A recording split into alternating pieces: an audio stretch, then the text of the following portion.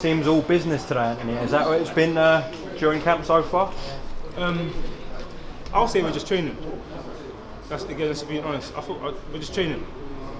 Well, kind of before that Arthur fight, it seemed like there was a bit more energy. There was music blaring. There had people in the gym. But yeah, there was no music today. Just strictly business. Music's for copyright reasons. We was told by professional people we need the music off. That's why there's no music.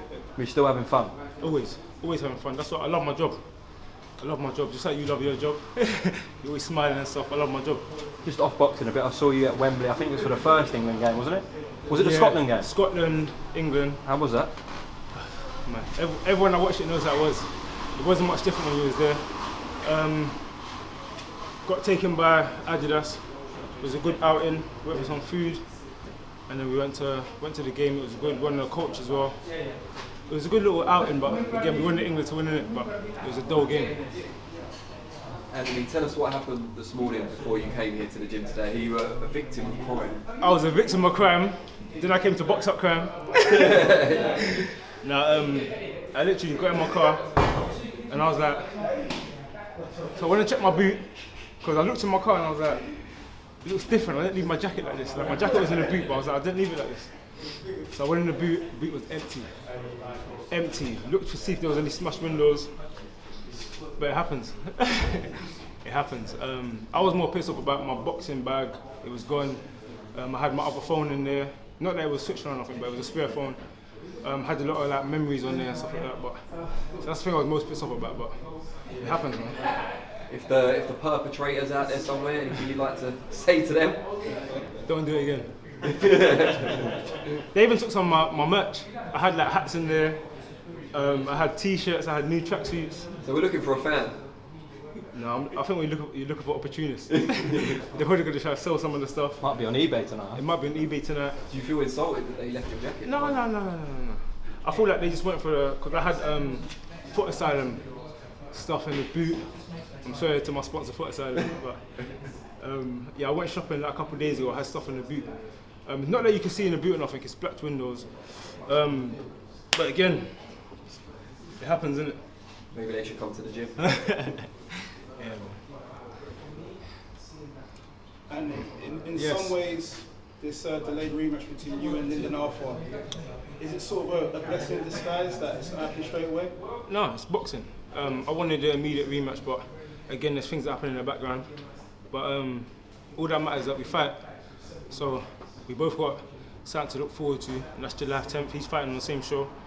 So that's what I'm thinking about right now. And I'm trying to get my,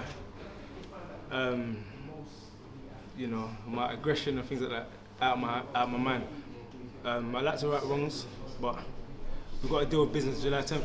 Yeah. I see you posted some sparring pictures of you in the headgear. Is that sort of a message to the trolls that thought you never sparred? There's no message. If you look, that's what I'm trying to say.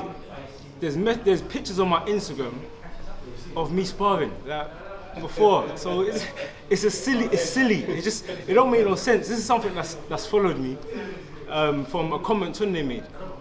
And what he said is you don't do no sparring. I don't even know what he said. He's probably winding up fans or whatever.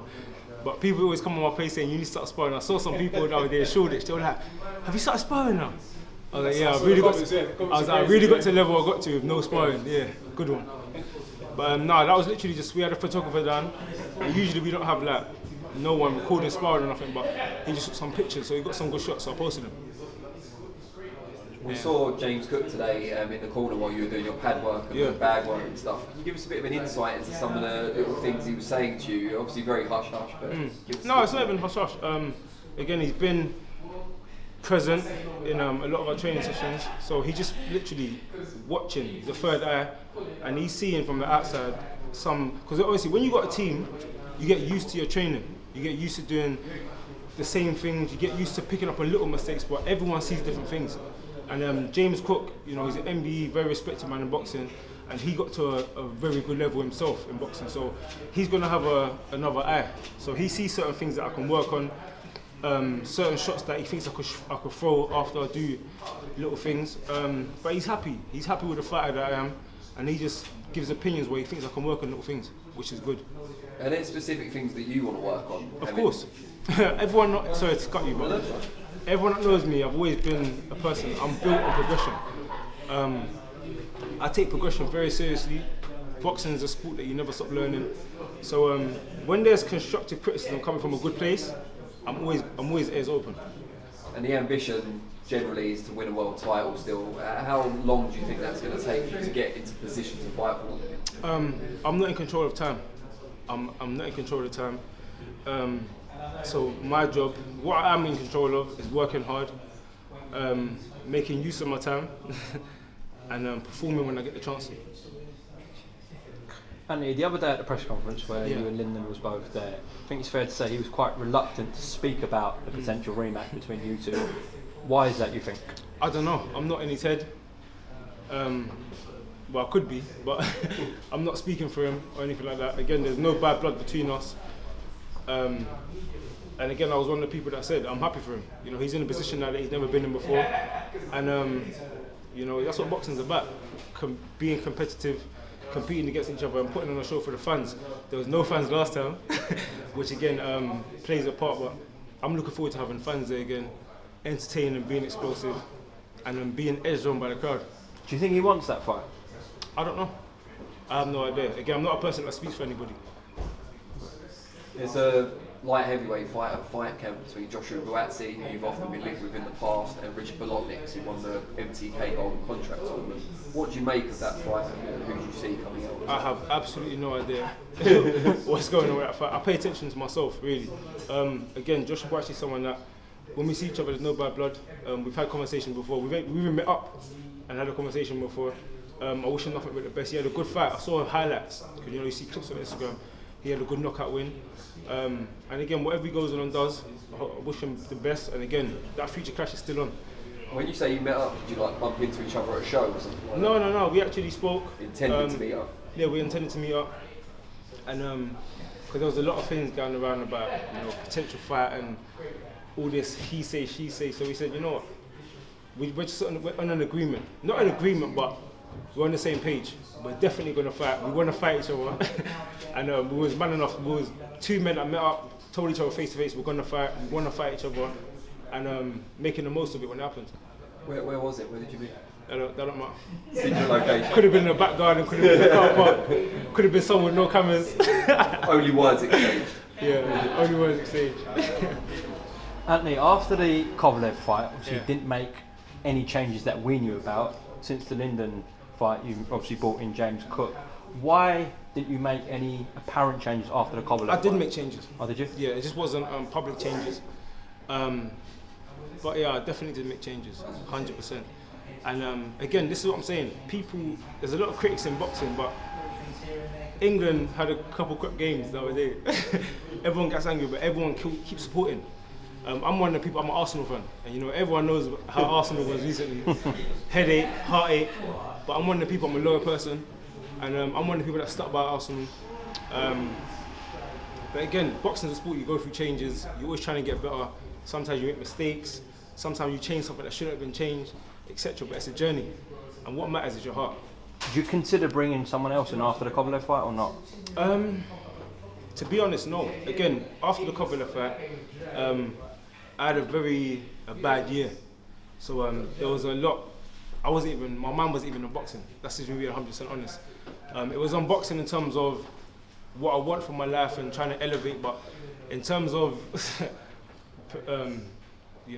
thinking about my next moves and doing things or whatever, it just wasn't on my mind.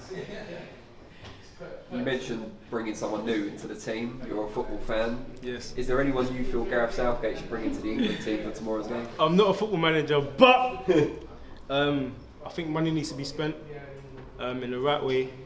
I think we need new defenders. What about Arsenal? Yeah, 100%. Always about Arsenal. Arsenal first. But I think we need new strikers. We need new defenders. We need an all-round new team, new system. Same thing for England. Everyone needs to just pull their finger out. But again, I'm not a football manager. So they got their own stresses. They have reasons for doing things. They got a team behind them as well. So everyone sees the manager, but there's people behind them that help make decisions. But again, we need to collectively make better decisions. Are you feeling strong? Are you punching harder? Are you punching quicker? You have to ask my sparring partners that. You have to ask my ex-opponent. And but no, I do feel good. I feel very good. Just trying to stay focused. Again, without people breaking into my car and annoying me, but it happens, man. Well, you might be copping one of them left hooks, eh? Huh? Well, if I call the person, I ain't gonna say nothing. But Where was you parked? I was parked on my drive outside my house, and this person was brave. And I had like boxing gloves in the car. I had boxing gloves. I had something with my name on it, which they picked up and threw. You can tell they threw it in the back. But yeah, man, I called the police. I'm not a snitch. No, but I called police to get a crime reference number because there's a petrol station up the road from me, and I know some of my neighbours have got cameras. I've literally just moved into the house. Literally, within the last 3 weeks, moved into that house. So they've got people that know the area probably seeing the new car saying, okay. But yeah, man, we move.